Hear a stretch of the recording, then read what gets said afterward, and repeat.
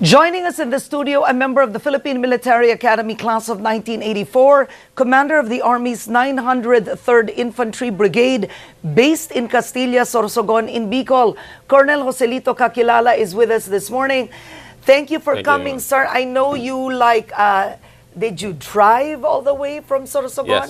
Yes. Okay, from Sorsogon to Quezon City for hot copy head start. Thank you, sir. All right, now tell us first what happened. There were reports of complaints of extortions from the residents of Calmayon. When did you receive these complaints? About July 2. Okay. Then we validated that information through our military intelligence company. And who was extorting? the NPAs were extorting. The NPA, how much? I don't know. I mean, they are poor families, and few pesos will be hurting them already.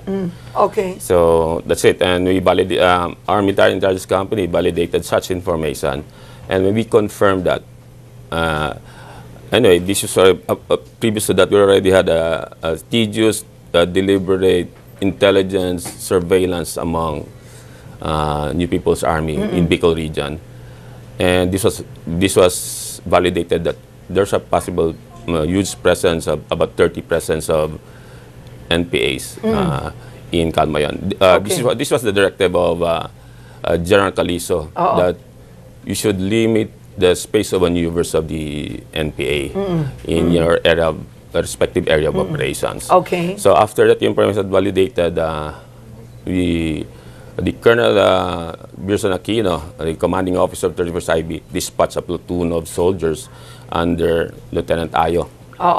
July 4. Yeah, no, July 3 in the evening. July 3. Then they traversed the area stealthily, under cover of darkness.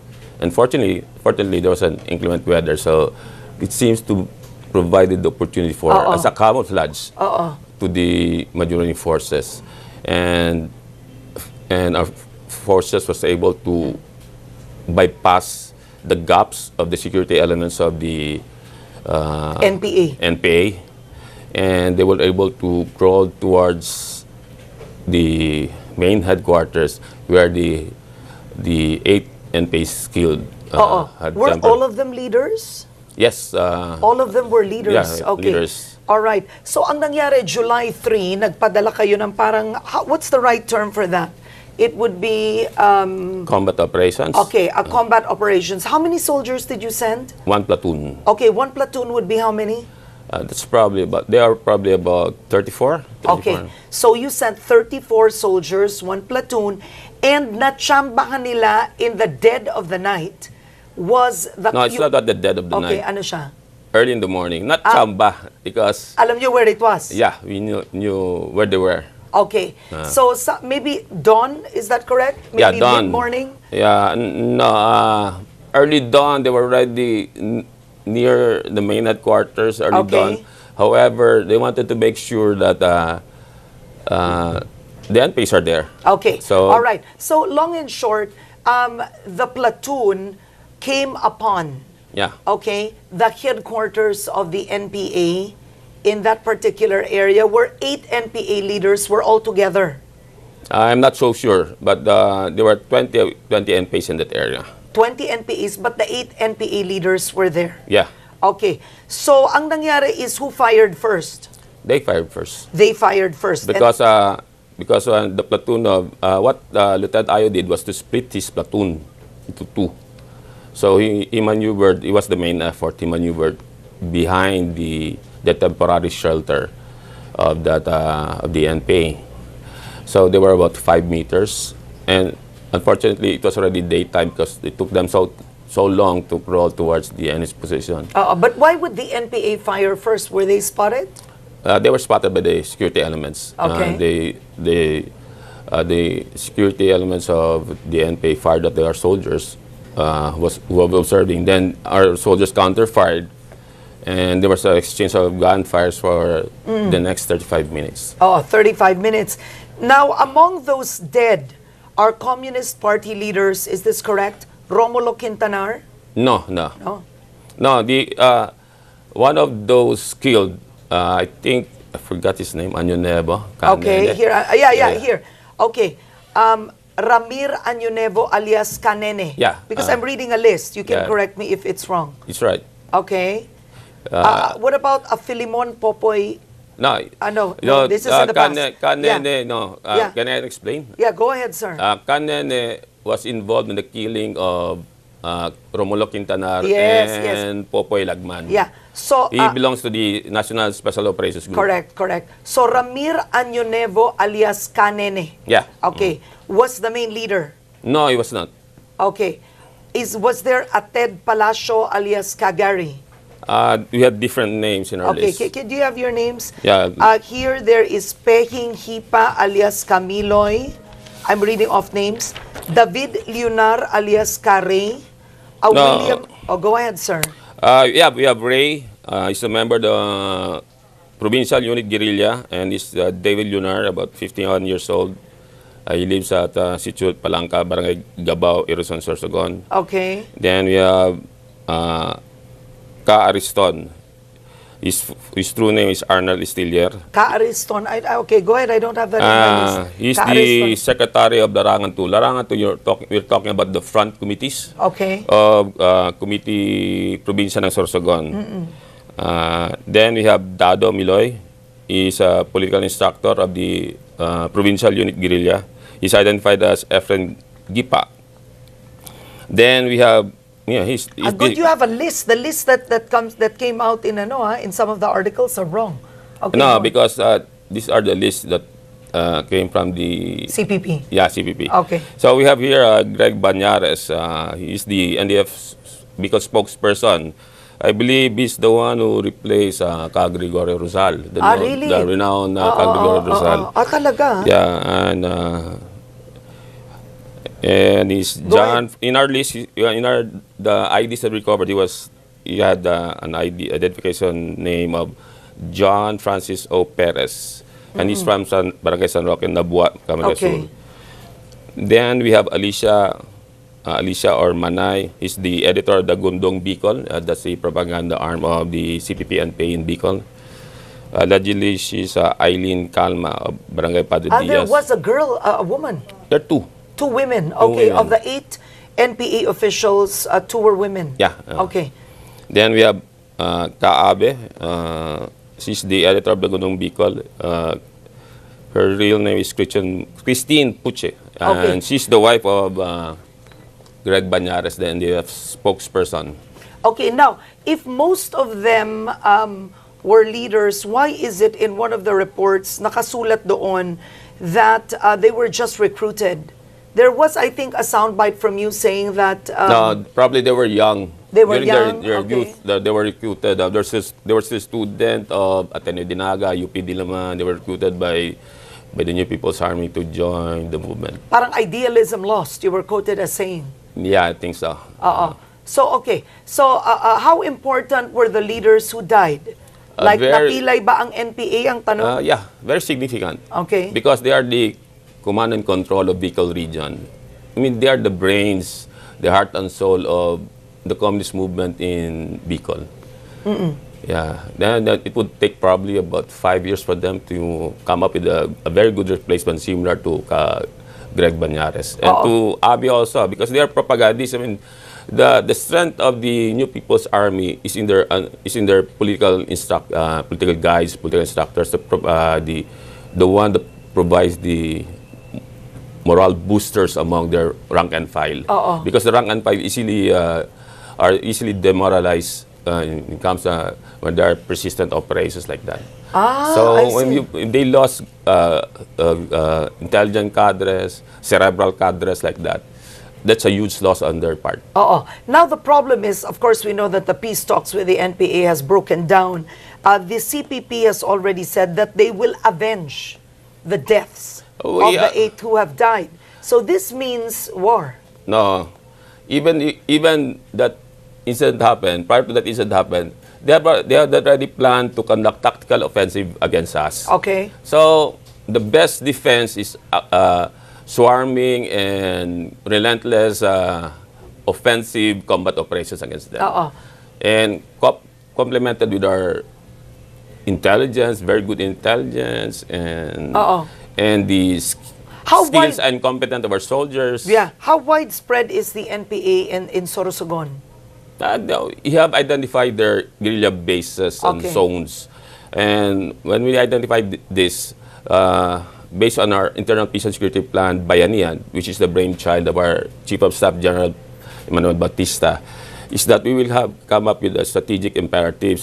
His strategic guidance is that we should advocate for people-centered approach and whole-of-nation approach. People-centered approach is anchored on human security. Yeah. According to UN Secretary Kofi Annan, it's a freedom from want, freedom from fear, freedom from opportunities. If you dissect this one, we're talking about opportunity for livelihood, opportunity for education, opportunity for health services like that.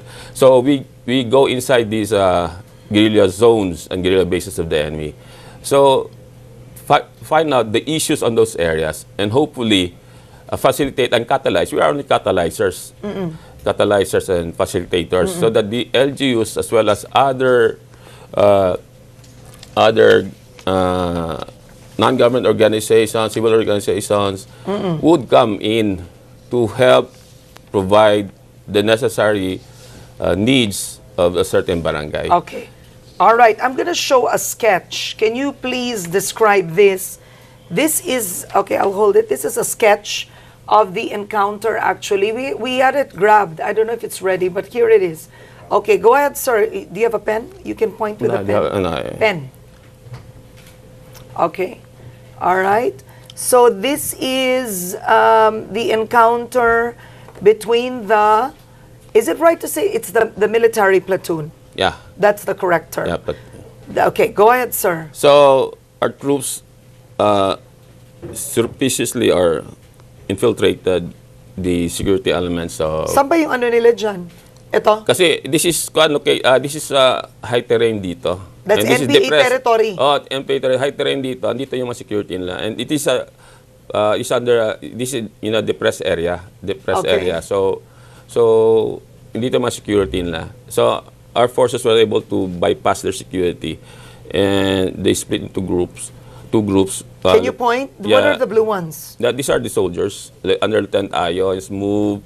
They crawled. This group crawled behind this I see. hut and And this one went here. yeah, went here to conduct blocking procedure as well as field so far towards this direction. So the platoon of 20 or 30 were split. One Yeah. went to the left, one went to the right. Yeah. Okay. And what happened when they were here, they 5 meters away, and there was already daylight.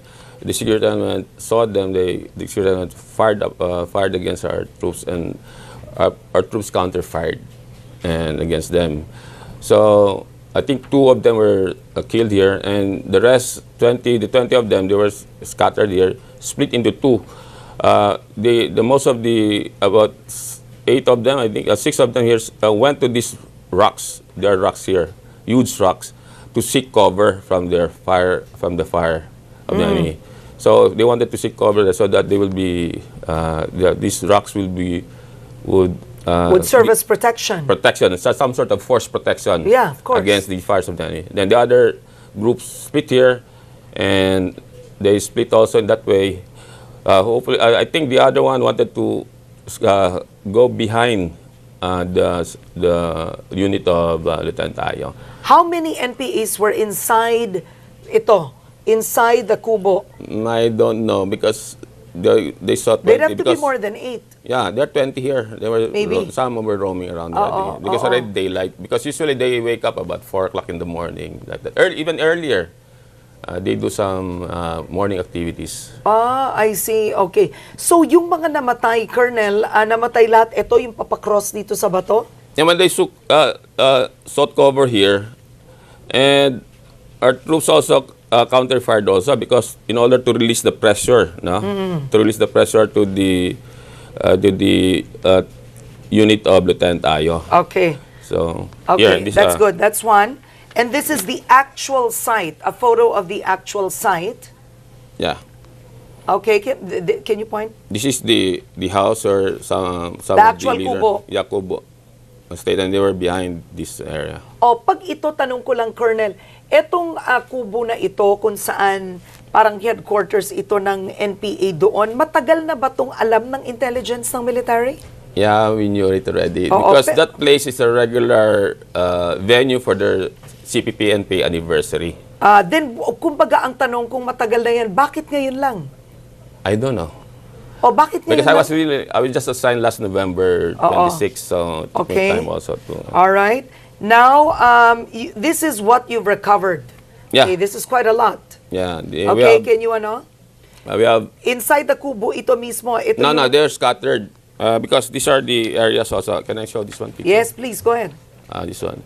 This is where some of the fires this is were... different. Yeah. This is the area where the 6 of the NPAs were killed. Ito yung bato. Then they sought cover in this. Oo. They sought cover in this. Hopefully they can... hopefully they can prolong the firefight and reinforcements would come. But they didn't know that we have also soldiers conducting blocking positions at that area where they sought cover. Okay. And this is the war material that you recovered. We recovered 4 M6 baby Armalites. When you are using baby Armalites, those are top cadres of the NPA. You are using that one, baby Armalites. Let me hold it for you. Okay, go on. These are the baby Armalites, and one of the launch 16, and one of the baby Armalites has an M203 grenade launcher, and the other M16, the long M16 has a grenade launcher. Then we recovered laptops, cell phones, like that. Okay. All right. And here, there's more war material recovered. Yeah, this one. There's so much cell phones. Yeah, there's also IEDs.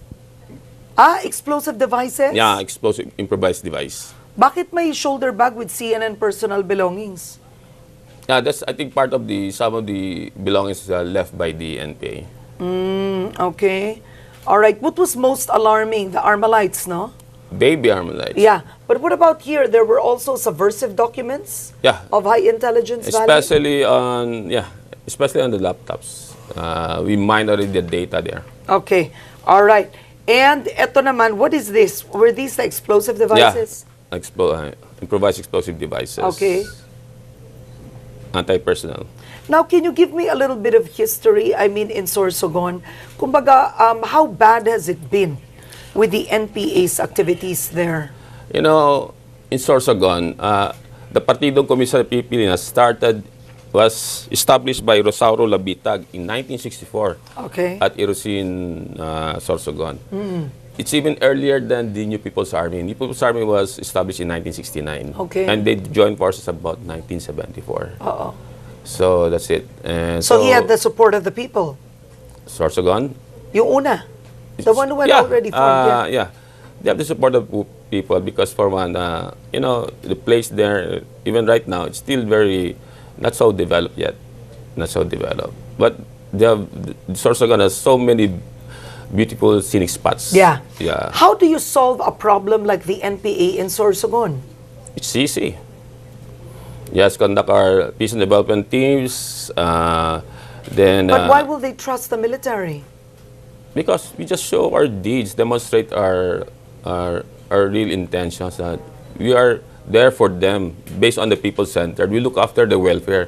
Parang nagkaroon kami ng malasakit sa kanila as a soldier because to us, they are also Filipinos. The NPAs. You're talking about the NPAs. Even the NPAs, even the mass bases, they are also Filipinos. We should give attention to the poorest of the poor because the poorest of the poor are vulnerable to recruitment by the New People's Army. I agree. Yeah. Now, what is the standing order? Let's say if you see, let's say you're someone from the military, you're a soldier, and you see an NPA, is it shoot to kill? No.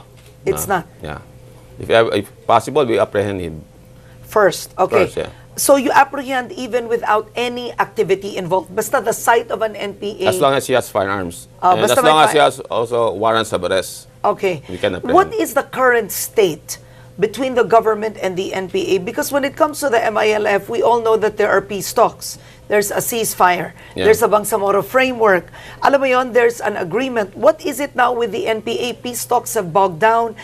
Are you in a state of war with the NPA? No, it's not. We're just doing our mission and function to No, so protect what the is people. it? Clearly, there is no ceasefire. Because we're still performing our mission. That's our Yeah. mandate. Yeah. Based on our directive from higher headquarters. as well, based on the Constitution, in Article 2, we are the protector of the people, as well, to preserve the sovereignty of our country also. So is it right to say that right now the Philippine government is in a state of war with the NPA, or that's incorrect? No. That's minor conflict only. Because for one, in our internal peace security plan ba yan, the desired effect for three distinct call this the supposedly enemies.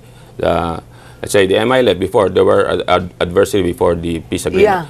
The first desired effect on that is to have a political negotiated settlement, and the government has achieved that already, because they have already the roadmap signed by both parties, the government of the Philippines as well as the MILF, except there's a press of the BIF, which is the spoiler for the peace process. For the NPA, it's very simple to have political peace talks negotiations only. That's our desired. That's the desired intent of the IPSP by yan. To have only the peace talks negotiations. Yes, but they don't want nga eh. I don't know with them. I don't know with them. That's what even Alex Padilla had said. I don't know with them what's their intentions and their game plan. Okay, all right. We're going to take a quick break. We'll be right back with this discussion.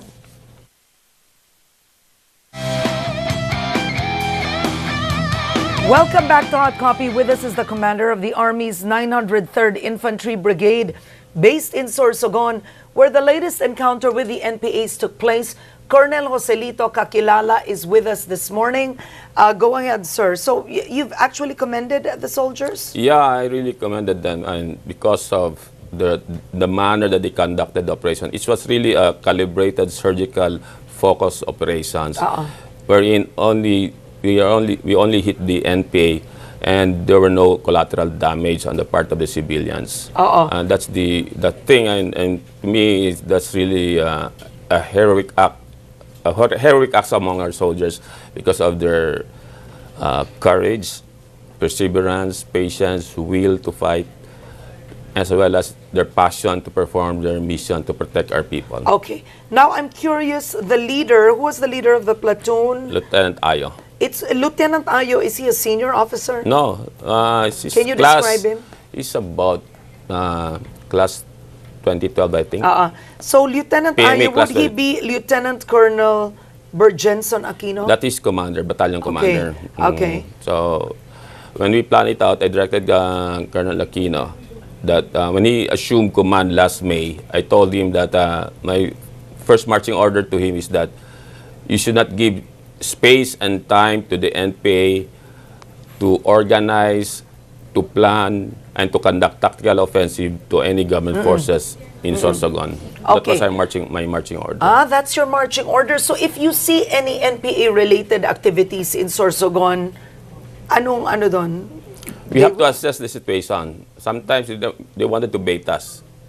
It's happened because to me, we're fortunate that our intelligence units are so knowledgeable on the enemy's situations, their whereabouts. So we're able to find them, fix them, fight them, and finish them. How many NPAs are we talking about in Sorsogon?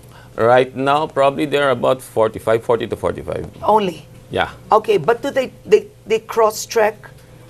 They travel? Yeah. They can move to Albay, they can merge together like that, because they're separated into two groups. One is in Larangan 1, the other one is in Larangan 2. Like but would the Bicol region have the most number of NPAs? I don't know, because I don't have the figures yet. Because recently, very clearly in other parts of the Philippines, in Cagayan, for example, an NPA leader was also killed in a clash. Okay, that was, I think, in Bayumbong, Nueva Vizcaya. Oh, that's good. That's good. Yeah. But then, do you remember the other one, the mother of Senator T.G. Gingona? Yeah. Of course, she was not killed, but ambushed. Yeah, in Misamis Oriental. By the NPA. Yeah. So, kumbaga, I mean, ang tanong na ng marami dito is, while the world is at a state of wanting peace, or even in the Philippines, you have peace with the MILF. In other parts of the Philippines, you have the NPA. The bottom line here is the money they generate from extortions. That's really? millions. Huge. Just like last elections, they generated about 7 to 8 million. I will describe it. Where? In Sorsogon? Yeah. Why? Because every candidate, every Sangguniang Bayan there has to pay 30,000 per meet to campaign, 20,000 for farm implements, and 3,000 for miscellaneous. I don't know what's miscellaneous. I thought they're in the school, miscellaneous fees. So if you multiply that, 53,000, if you multiply that to, let's say, 20 candidates for each municipality or city, that's about 1 billion. Then you multiply that 12 municipalities, that's about 12 billion. And you're talking about... We're talking about Sangguniang Bayan only. But still you have candidates for vice mayor, candidates for mayors. You're talking about candidates for board members, candidates for... You're right. Yeah, governors. We don't know how much exact amount they generated from the extortions. However, we just came up with a safe estimate about 7 to 8 million. 7 to 8 million. Ito lang to. Last elections. Etong NPA lang to sa Sorsogon. Sorsogon. Oo. So that would be 45 of them. Yeah, I don't know if that money will go to the 45. No, it'll go to buying arms. No, sometimes one of the commander of Sorsogon, Andres Subilla, Camagno, has a house worth 10 million in Barangay Santa Cruz, Kasiguran. Oh my gosh. Yeah, I don't know where he got to. I mean, that is pwede sa NPA na may corruption din. Yeah, that is the blood, sweat, and the lives of the Pulang Madirigma fighting. Of their comrades. Of their comrades. Pulang Madirigma. We're talking about Pulang Madirigma, the low-armed elements. That's so interesting. 8 million Yeah. just in the Sorsogon group Yeah. generated last elections. So itong permit to campaign, which was so controversial in the last elections, I remember that Congressman Teddy Casino was not against it. Oh, Do you remember? I had him on the show, and Teddy Casino was not against the permit to campaign, the fees. Yeah, you know what? Last May 1, we had an encounter and we apprehended 2 NPAs and we recovered 3 firearms. They surrendered. We forced them to surrender. Yeah. And they surrendered. So among the materials, there's the name of the party list. The NPAs were campaigning for them, the party list. And of Teddy Casino. I won't mention his name. What was he? Akbayan ba? Ano? No, Bayan? it's not Akbayan, it's Bayan. Bayan. Yeah. So you mean to say dun sa mga naaresto yung NPA, they were campaigning for the party list of Teddy Casino? Yeah. Yeah. Okay. Because of the campaign materials that they had. Oo. Now, I'm curious, what about yung fees na hinihingi nila sa cell sites? I'm not so sure about it. But was that a problem in Sorsogon? Usually because you have Smart and Globe complaining of being bombed. I have no data on that. So in a way, now that you've brought this up, I think this is valuable information. The NPA gets bigger. It's a vicious cycle. The NPA is able to buy more firearms with the extortion, with the money they are able to gain through extortion. But I would counter you on that because we have already the Internal Peace Security Plan Bayanihan, which is the template to destroy the NPA, to neutralize the NPA. Yeah. Limit their space of maneuvers. But my point being is that, in other words, this country should not tolerate the NPA asking for fees of any kind. Yeah, sure. Is that correct? Yeah. No, because it's accepted in several areas na ang NPA humihingi talaga ng fee. Probably they are also helpless and they fear for their lives also. The NPA? No, the NPAs are asking from the civilians because the civilians feared of their lives that they might be harmed by the NPAs. And the NPAs are vicious in Sorsogon. Since January up to today, they killed about 10 already. They liquidated 10 people. Civilians, they suspected as informer of the government, retired policemen, retired soldiers, and even my soldiers also were shot by the NPA who, my Sergeant Perculia attended the fiesta. He was invited to barangay captain in Barangay Patag, I think, in Irosin, and he was shot by are you prepared with the NPA now saying they will avenge the deaths? You know, Karen, even in the absence of their threats, we are always be the target of their tactical offensive. To me, it's the best defense is relentless combat operation and swarming combat operations. Okay. And complemented with the peace and development teams. Now, very clearly, while that is a good plan, you have the NPA also adding more firearms. No, to me, this is temporary only. What the NPA is doing is their strength will be degraded soon. But the vital part of this is that we have two opportunities in our midst. One is tourism. Di ba? Tourism. Yeah, According yeah. to the OT Secretary Jimenez, it is a driver for growth. Yes. And it will generate about 7 million jobs because just like by 2016, estimated the forecast about we will have estimated to have 10 million visitors. About foreign visitors, we have about more than 50 million domestic visitors. That roughly, so that's a driver for growth. Yeah, roughly that would generate jobs for the people. Yeah. But it's a chicken and egg thing because the businessmen won't come if there's no peace and order. So parang that's a vicious cycle. That's why right now, if we gain the trust of the people through our peace and development teams, it would be easy for them. Saan pinakamalakas ang NPA ngayon, sir?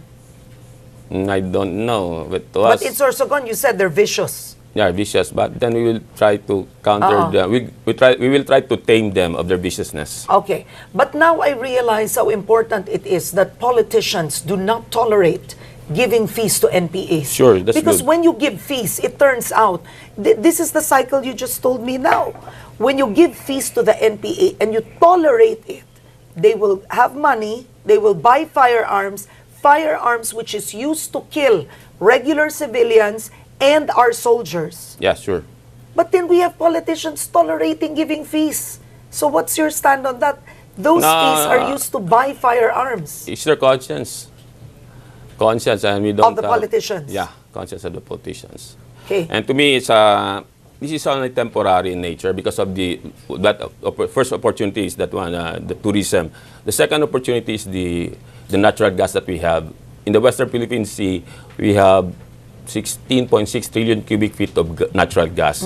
Off the coast in Aurora and Isabela provinces is Benham rice. It's very rich in natural gas as well. You combine both, we'll become natural gas exporter in the future. By 2030, but go ahead, don't connect it. You need to connect it. Yeah, connect it. Because if we have natural gas, we will have cheaper energy.